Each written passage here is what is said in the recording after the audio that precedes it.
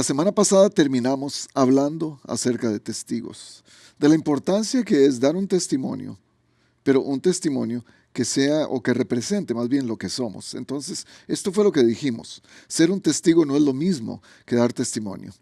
Y todo está en el concepto de ser y no solamente de hacer.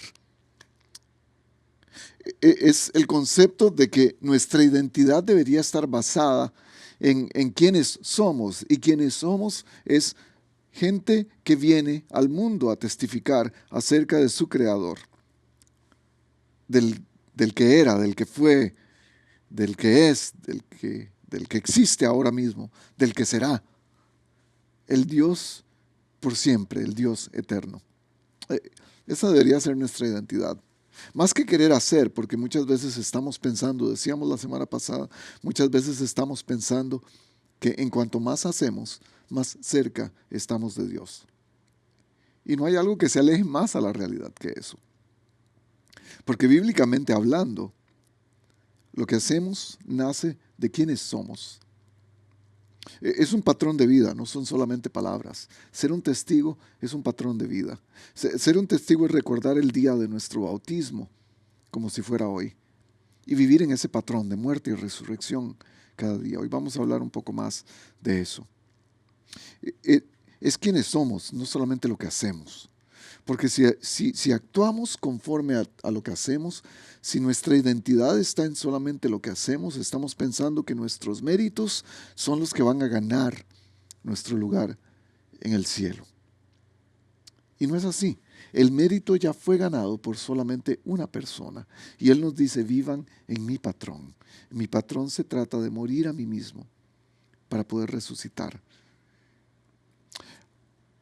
Lo que hacemos nace de las personas que somos. O sea, no damos testimonio para ser buenos cristianos. Lo que eres te hace hacer las cosas buenas que haces. Eso quiere decir que somos testigos y por eso damos testimonio. Basados en eso, yo quiero comenzar hoy un repaso del capítulo 11. Hay demasiado encerrado en este capítulo como para dejarlo. La semana pasada fuimos rápidamente por él. Hoy quiero ir a los primeros 12 versículos del capítulo 11 para darnos una mejor idea, para desenvolver un poco más. ¿Qué significa esto de ser testigos y dar testimonio? Bienvenidos a todos. Hoy estamos leyendo Apocalipsis capítulo 11. Acompáñenme a leerlo también. Apocalipsis 11 dice, se me dio una vara que servía para medir y se me ordenó, levántate y mide el templo de Dios y el altar. Luego cuenta cuántos adoran allí. 3 palabras claves. El templo de Dios, el altar y contar cuántas personas están allí. Y esto me hace preguntarme cuántos de nosotros tomamos tiempo para medir nuestra vida, nuestro templo. ¿Cuántos de nosotros nos ponemos a pensar en la importancia de lo que entra, de lo que sale a nuestro cuerpo, de las actividades que tiene nuestro cuerpo? Ese es el templo físico. Y el templo físico incluye también un altar de adoración. ¿Qué ocurre en ese altar? ¿Qué ponemos sobre ese altar? ¿Qué ofrendas le doy a Dios en ese altar? Después dice que cuántos adoran allí. Y eso me pone a pensar en la idea de, ¿está mi corazón dividido? ¿A cuántas personas adoro? ¿A quién le rindo adoración en ese altar, en mi templo? Apocalipsis es un libro que se trata de eso, de adoración al Dios vivo. Es el acto de dejar de ser yo mismo para poder ofrecerme completamente a Dios. Recuerden, en los primeros sermones hablamos de la palabra proscuneo, que significa es inclinarse hacia y besar hacia. Es dar todo lo que tenemos, es dar honor a alguien que está al frente y poder nosotros mismos renunciar a quienes somos para darle todo a esa persona. De eso se trata Apocalipsis. Versículo 2, pero no incluyas el atrio exterior del templo. No lo midas, porque ha sido entregado a los gentiles, los cuales pisotearán la ciudad santa durante 42 meses. Quien no es un seguidor de Cristo no tiene conciencia de lo que se trata adorar a Cristo. Y a Juan le es ordenado, no midas lo que no es parte de Cristo. No midas a las personas que no están interesadas en adorar a Cristo. Hay muchas partes en la Biblia en las que hay personas enfocadas en aquellos que no conocen a Cristo y basan sus estándares de vida en ellos. Hay un principio básico en la Biblia que quiere decirnos que no tenemos que ofuscarnos o enojarnos por aquellas personas que hacen el mal y no siguen a Cristo. Ellos no conocen a Cristo. Ese no es nuestro estándar de vida. No incluyas en tus medidas a los que no siguen a Cristo. Mídete a ti mismo. Mide tu devoción a Cristo. Mide tu adoración a Cristo. Mide cuántas cosas entran y salen de tu cuerpo en honor a Cristo. Por mi parte, dice el 3, yo encargaré a mis 2 testigos que, vestidos de luto, profeticen durante 1260 días. Vestidos de luto. Yo creo que eso es una referencia al sufrimiento. Alguien que viste de luto no es porque está contento, es porque está haciendo duelo. Esta es la gente que muere por Cristo, o la gente que está dispuesta a morir por Cristo. Es la gente que el mundo quiere muertos, porque no les gusta lo que dicen. Es la gente que no es aceptada, que es rechazada. Ahora, no es lo mismo sufrir por Cristo que sufrir por sufrir. El sufrimiento humano tiene un montón de causas. Hay sufrimiento por enfermedad, por angustia, por pobreza. Hay todo tipo de sufrimiento en el mundo. Pero aquellos que sufren por Cristo, de alguna manera cargan luto en ellos. Ahora, bueno, estoy hablando de tortura, persecución, opresión,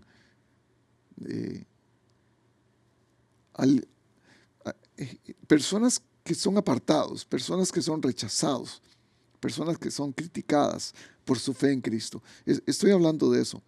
Pero al hablar de andar de luto, no estoy hablando de que tengamos un espíritu sombrío todo el tiempo. Estoy hablando más bien de la característica que debemos tener, de la conciencia que tiene que caracterizarnos, de que tenemos que morir para Cristo,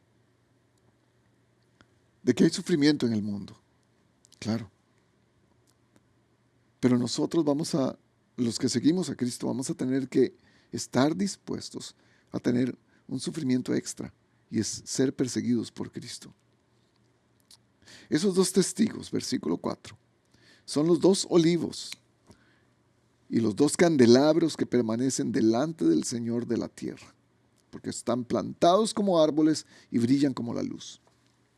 Si alguien quiere hacerles daño, ellos lanzan fuego por la boca y consumen a sus enemigos. Así habrá de morir cualquiera que intente hacerles daño. Y nos da esto una idea de una protección divina mientras están cumpliendo su objetivo, su propósito en el mundo. Y sin embargo, vemos la vida de los profetas en el Antiguo Testamento y nos damos cuenta que ellos mueren por Cristo, que ellos sufren por Cristo. Entonces, ¿de qué les sirven estos superpoderes a estos profetas? Y vemos el ejemplo de Cristo, con todo el poder que tenía para sanar, para caminar sobre el agua, para hablar a los elementos y calmarlos, para resucitar muertos. Con todo ese poder que tiene, y aún él mismo sufre. ¿De qué se trata este propósito especial? ¿De qué se trata este poder especial, perdón? Es para llevar a cabo un propósito específico. La vida de un testigo tiene un propósito específico que incluye poderes específicos. Y parte de ese poder, dijimos la semana pasada al final, es saber cómo sufrir por Cristo. Saber cómo morir por Él. pero también saber cómo resucitar con Él. Hebreos 11, nos da una buena imagen de lo que esto significa. Déjenme leer esta parte de Hebreos 11, 33 al 35, dice: todos los héroes de la fe, estas personas que vivieron por Cristo, estos testigos, dice, conquistaron reinos, hicieron justicia, alcanzaron lo prometido, cerraron bocas de leones, apagaron la furia de las llamas, escaparon del filo de la espada, sacaron fuerzas de flaqueza y se mostraron valientes en la guerra y pusieron en fuga a ejércitos extranjeros. O sea, una serie de superpoderes que les fue dado. Hubo mujeres que por la resurrección recobraron a sus muertos, pero otros, en cambio, fueron torturados, pues para alcanzar una mejor resurrección, no aceptaron que los pusieran en libertad. Otros sufrieron la prueba de burlas, azotes, incluso cadenas y cárceles. Este superpoder, esta idea de protección divina, viene con un contraste de sufrir por Cristo. Es una idea que contrasta demasiado. Es una paradoja, donde existen dos conceptos que se excluyen a sí mismos, pero que nos llevan a la misma conclusión. Estos testigos tienen poder, dice el versículo 6, para cerrar el cielo a fin de que no llueva mientras estén profetizando. Además tienen poder para convertir las aguas en sangre y para azotar la tierra cuantas veces quieran con toda clase de plagas. Si nos recuerdan el poder que tuvieron, como dijimos la semana pasada, Moisés y Elías. Esas fueron señales que ellos necesitaban traer para que los incrédulos pudieran conocer a Dios y el pueblo de Dios pudiera reconocer el poder de su propio Dios. Ahora bien, versículo 7. Cuando hayan terminado de dar su testimonio, cuando haya terminado de llevar a cabo el propósito que tenían, la bestia que sube del abismo les hará la guerra. Los vencerá y los matará, sus cadáveres quedarán tendidos en la plaza de la gran ciudad, llamada en sentido figurado Sodoma y Egipto. Sodoma representando toda la inmoralidad de la gente. Egipto representando la esclavitud al pueblo de Dios, donde también fue crucificado su Señor. Y gente de todo pueblo, tribu, lengua y nación contemplará sus cadáveres por 3 días y medio y no permitirá que se les dé sepultura. Los habitantes de la tierra se alegrarán de su muerte y harán fiesta, intercambiarán regalos, porque estos 2 profetas los atormentaban. Eso es parte del propósito de los testigos. La vida de un testigo tiene propósito, pero la muerte de un testigo también tiene propósito. Es lo que dice Pablo en Romanos 14. Si vivimos, para el Señor vivimos. Y si morimos, para el Señor morimos. Así pues, sea que muramos o que vivamos, del Señor somos. Y después dice Pablo, para esto mismo murió Cristo. Ese fue el propósito. Y volvió a vivir para ser el Señor, tanto de los que han muerto como de los que viven. El propósito de un testigo incluye su vida y también incluye su muerte. Pasados 3 días, versículo 11. 3 días y medio. Entró en ellos un aliento de vida, enviado por Dios. Se pusieron de pie y quienes los observaban quedaron atónitos, sobrecogidos de terror. Entonces los 2 testigos oyeron una potente voz del cielo que decía, suban acá. Y subieron al cielo en una nube, a la vista de sus enemigos. Y esta es la parte de este capítulo 11 que hoy nos llama la atención. La parte de ser testigos. Quiero comenzar hoy hablando un poco más, como dije al principio, quiero desenvolver un poco más este tema, porque es parte importante de quienes somos, de nuestra identidad. Es parte importante de lo que está hablando Apocalipsis. Juan es un testigo él mismo y él está escribiendo estas cosas que está viendo. Usted y yo somos testigos diariamente y deberíamos vivir en ese patrón de vida. Ahora, hablemos un poco, desenvolvamos un poco de lo que habla este pasaje. La primera cosa que tengo para ustedes hoy es que el enemigo de los testigos es la bestia, no el mundo. Porque muchos de nosotros creemos que este mundo es el problema, que somos nosotros contra el mundo. Y se nos olvida que fue la serpiente la que trajo el pecado en el Edén. Se nos olvida que la serpiente es la que está tratando de traer el daño y no necesariamente quienes están con ella. Déjeme hablar un poco más. En el Antiguo Testamento, los enemigos del pueblo de Israel eran una imagen, es una imagen de la oposición del poder del mal en contra de Dios y en contra de sus propósitos. Escuche esto tiene mucho que ver con el texto que acabamos de leer en Apocalipsis. Está en Zacarías capítulo 4.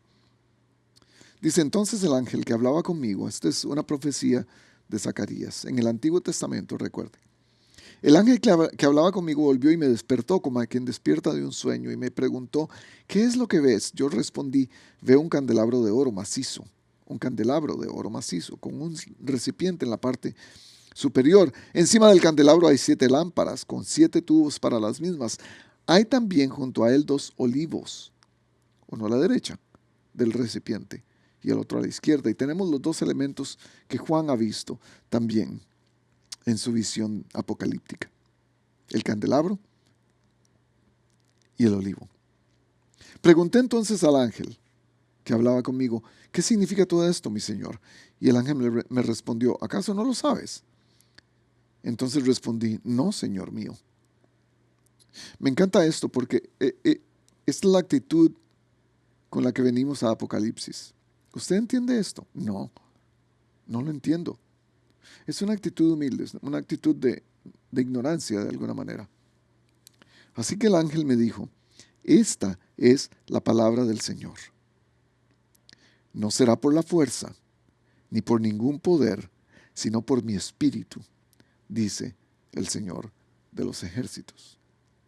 ¿Qué tiene todo esto que ver con la idea de que el enemigo de los testigos es la bestia y no el mundo? Israel tiene enemigos que Dios le ayuda a vencer, que Dios de alguna manera le ordena ir y derrotar a esos enemigos. Esta es la justicia de Dios que hace eso. Éxodo 15:6 dice, tu diestra, Señor, reveló su gran poder, tu diestra, Señor, despedazó al enemigo.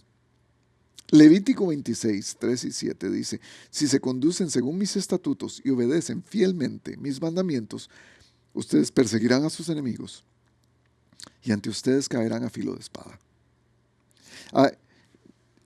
Israel va a tener enemigos naturales, enemigos espirituales también, que dentro de la literatura del Antiguo Testamento van a representar el poder del mal siempre viniendo en contra del pueblo de Dios y el pueblo de Dios derrotando a esos enemigos.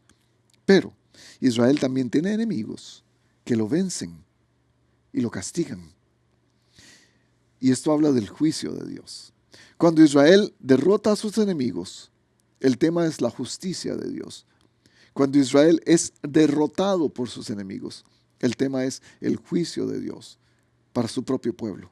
Levítico 26:14. Si ustedes no me obedecen, yo les negaré mi favor y sus adversarios los derrotarán. Sus enemigos los dominarán. Ustedes huirán sin que nadie los persiga. Eso era una imagen de la gran guerra invisible que se lleva a cabo a nivel espiritual. La próxima semana vamos a hablar un poco más de esta guerra espiritual. Los poderes del bien y el mal siempre estando uno en contra del otro. Pero entonces tenemos la tendencia de pensar en personas, en casos particulares, como si esos fueran los enemigos de Dios, porque son nuestros enemigos. Y pensamos en problemas, en vicisitudes, en dificultades de relaciones, en problemas en el trabajo, en problemas en la vida diaria, económicos, de salud.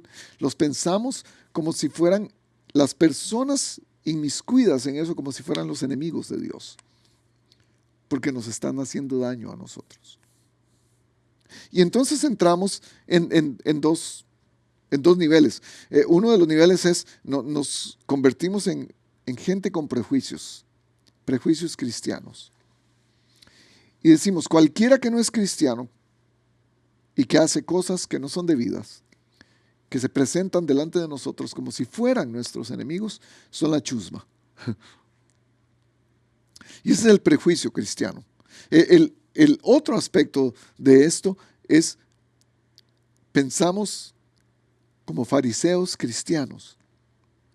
No solamente tenemos prejuicios, pero ahora venimos con una idea farisaica, si quiere ponerlo de esa manera, del cristiano. Entonces, el primer elemento dice que no tenemos parte como cristianos, no podemos tener parte con ese otro grupo que son la chusma. El fariseo cristiano dice, no te juntes con la chusma. Y entonces ponemos al no cristiano en un papel como si fueran nuestros enemigos. Y sin embargo no nos damos cuenta de que el verdadero enemigo es el que pone la mentira en nuestras cabezas. El verdadero enemigo es el que pone la mentira en nuestro corazón. El verdadero enemigo es el que actúa en la vida de personas pecadoras como nosotros, para que cometamos actos que no van de acuerdo a la voluntad de Dios.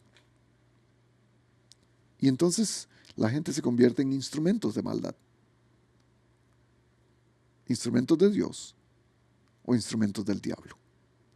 Las obras del diablo se centran principalmente en destruir el plan de Dios. Eso es lo que quiere el enemigo, destruir el plan de Dios. Alejar a los humanos, alejar a las criaturas fuera de la voluntad de Dios, fuera de la vida con Dios. El enemigo siembra discordia, tienta la fe y difunde falsedades, causando pleitos, división, rebeldía, mentira. Esto es lo que hizo la serpiente en el Edén. A través de sus mentiras entró a la mente de el primer hombre, la primera mujer, para que pudieran pecar delante de Dios, para que se rebelaran en contra de Él. El gran problema es que pensamos que las personas que actúan a través de la influencia que el enemigo les da, pensamos que ellos son el enemigo y hacemos guerra en contra de esas personas, sin saber que el resultado de lo que estamos haciendo es exactamente lo que el enemigo quiere. Y entonces vamos y nos peleamos con alguien que no es creyente solamente porque no es creyente, solamente porque no cree en Cristo. Y en algún momento decimos, yo lo borro de mi lista, a esa persona no le voy a hablar más, y estamos actuando exactamente como el enemigo quiere que actuemos, y nuestro testimonio no es efectivo. Y se nos olvida en Efesios capítulo 6, 12, que dice que nuestra lucha no es contra carne, no es contra sangre, no es contra seres humanos, es contra potestades espirituales, contra autoridades que dominan este mundo de tinieblas, contra fuerzas espirituales malignas en el cielo. Yo creo que si algo usted tiene que llevarse hoy de este punto, la bestia es el enemigo, no el mundo. Yo creo que tenemos que dejar de pensar en personas como si fueran el enemigo. Oiga lo que dice Jesús mismo, Mateo 5, 43, 44. Ustedes han oído que se dijo, ama a tu prójimo y odia a tu enemigo. Pero yo digo, amen a sus enemigos y oren por quienes los persiguen. Y nos vuela la cabeza pensar en esto. Nuestra lucha, gente, es contra cosas que no vemos. No es contra personas, no es contra cosas materiales. Es contra potestades espirituales que se apoderan muchas veces de nuestros pensamientos y de nuestro corazón. Esta es la lucha que vivimos, está en estos dos lugares. La vara que se le da a Juan para medir es para que él mida su templo, su corazón, para que él mida su adoración, no para que mida a los demás, especialmente aquellos que no creen en Jesús. Nuestra lucha sirve para que nos midamos a nosotros mismos, para que entendamos quiénes somos, para saber qué hago con mi templo, para saber qué hago con mi adoración, para saber quién es el Dios que vive en mí y cómo puedo manejar eso para lograr ser su testigo. Esta es la primera cosa que veo en este texto. La segunda cosa es esto. La acusación es contra Jesús, no contra nosotros. Porque a veces nos sentimos que estamos debajo de la luz, en la silla de interrogación, de interrogatorio. Jesús es la persona que está siendo juzgada, no necesariamente nosotros. Es el nombre de Jesús que se ha sacado de las escuelas públicas. Es el nombre de Jesús que se ha sacado de los eventos públicos. Es el nombre de Jesús que es inmencionable por la sociedad. Es en contra de Jesús y de sus propósitos. Por ser los instrumentos de Jesús para traer su reino a la tierra, nos vemos afectados, obviamente. Somos constantemente atacados, pero la guerra es contra el más grande, es contra el nombre, que es sobre todo nombre. Nosotros no somos los protagonistas, gente. Porque algunas veces nos levantamos pensando, aquí voy, yo contra el mundo. Yo, el Hijo de Dios, el cristiano contra el mundo. Yo creo que tenemos que empezar a pensar diferente. Es, aquí voy, Cristo en mí, luchando en contra del mal que domina este mundo. Este es el asunto. Jesús no necesita abogados defensores. Y muchas veces nosotros actuamos como los policías de Dios, como los perros guardianes de Dios. Él tiene el poder para hacerlo por sí mismo. Él no nos necesita a nosotros. Y sin embargo, tenemos la tarea de testificar quién es Él. Lo que el enemigo destruye en tu vida personal no es en contra tuya, es en contra de los propósitos de Dios.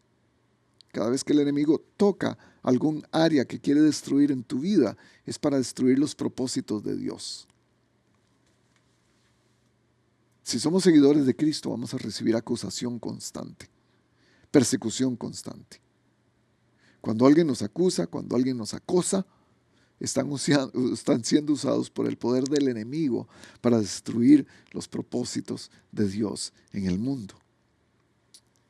Este es el gran engaño. Cuando nos hace creer que la lucha es contra nosotros mismos, que nosotros somos el centro, el blanco de su ataque, nosotros nos dejamos engañar por él. Y entonces empezamos a pensar que esto se trata de nosotros. Y no es así. Recuerde, pleitos, división, rebeldía, mentiras, es el producto del enemigo. Y cada vez que nosotros actuamos de esa manera, cuando enfocamos nuestro disgusto en las personas que están tratando de hacer esas cosas en contra de nosotros, es cuando el enemigo está siendo efectivo. Entre más caos y desorden, mejor para el enemigo. Ahora, Romanos 8, 32 y 34 dice esto. Dios no escatimó ni a su propio Hijo, sino que lo entregó por todos nosotros. Él nos va a dar entonces todas las cosas generosamente. ¿Quién acusará a los escogidos de Dios? Dios es el que justifica. ¿Quién condenará? Cristo. Jesús es el que murió e incluso resucitó y está a la derecha de Dios intercediendo por nosotros.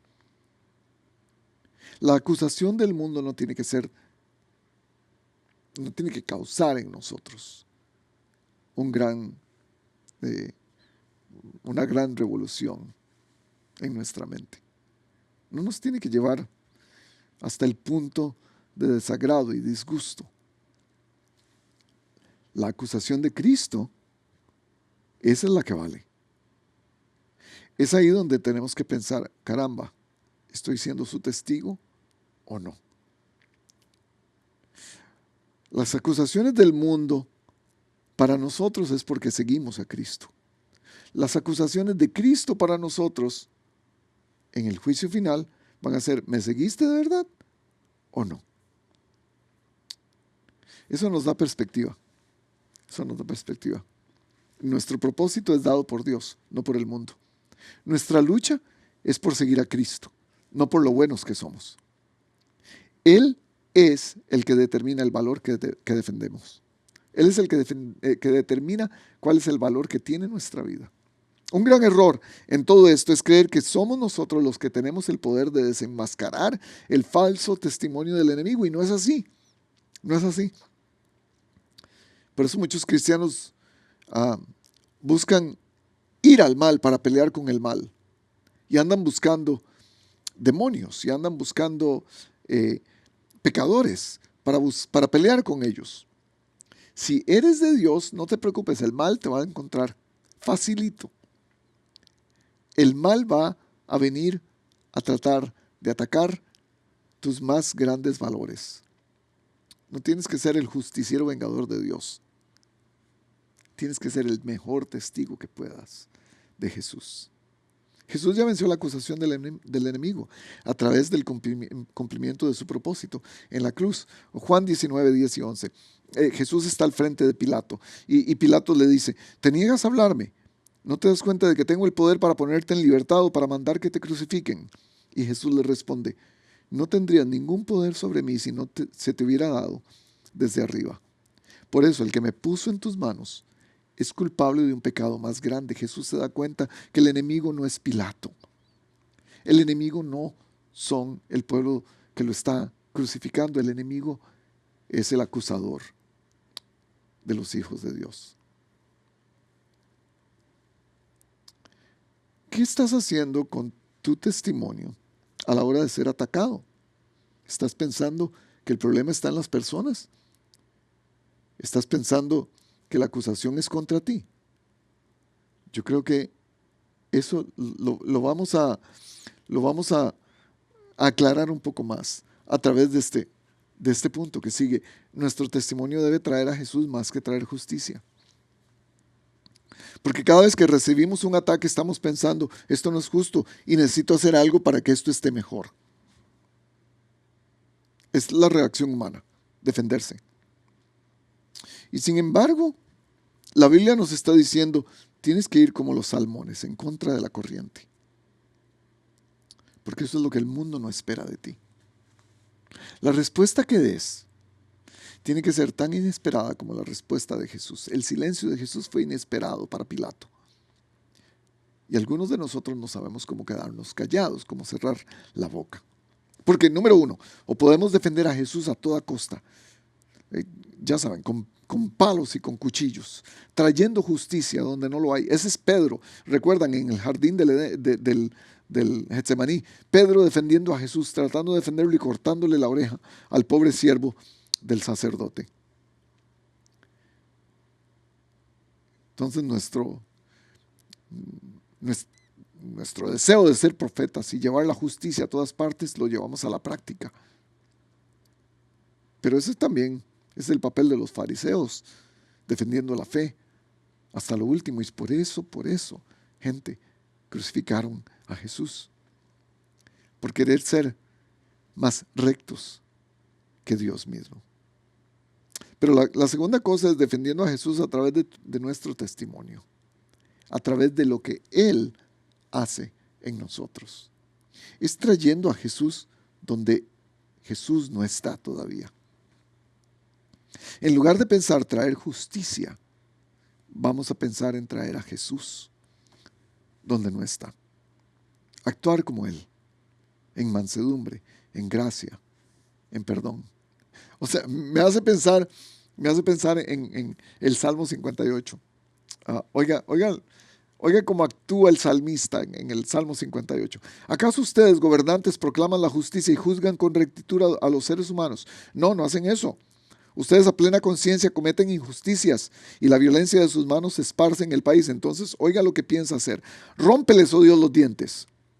Versículo 6, Salmo 58, léalo. Es un salmo divertidísimo. Rómpeles los dientes, arráncales los colmillos a esos leones. Que desaparezcan como el agua que se derrama, que se rompan sus flechas al tensar el arco, que se disuelvan como babosa rastrera, que no vean la luz del sol cual si fueran abortivos, Se alegrará el justo al ver la venganza, al empapar sus pies en la sangre del malvado.